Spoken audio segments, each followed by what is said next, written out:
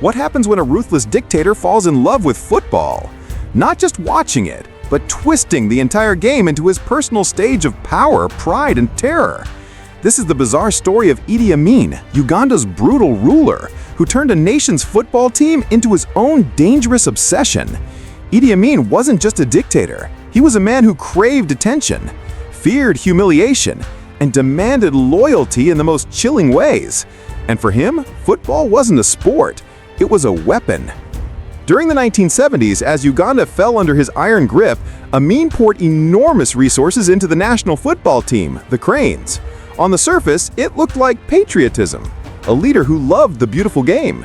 But underneath, it was obsession, control, and deadly consequences.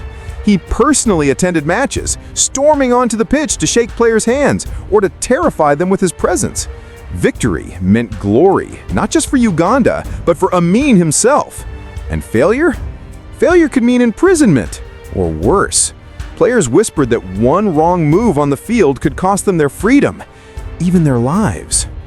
Imagine the pressure, not just playing for your country, but playing for survival. Every goal scored was celebrated like a military conquest. Every missed chance could send fear racing down the team's spine. The stadium roared, but the silence after a loss was far more dangerous. In 1976, the Ugandan Cranes reached the African Cup of Nations final, their greatest achievement. Amin seized the credit, parading the team as proof of his greatness. Yet behind the cheers, players lived in fear. Some fled abroad, others disappeared in the chaos of his brutal regime. The beautiful game had been twisted into something dark, an extension of Amin's ego. And here's the strangest part. Amin actually dreamed of playing internationally himself. He once offered to captain the national team despite his lack of skill, simply because he believed he could. For him, football wasn't about skill, passion, or teamwork. It was about power, control, and spectacle. The dictator who terrorized Uganda's people also held its footballers hostage to his whims. A sport that should have united a nation instead became another tool of fear.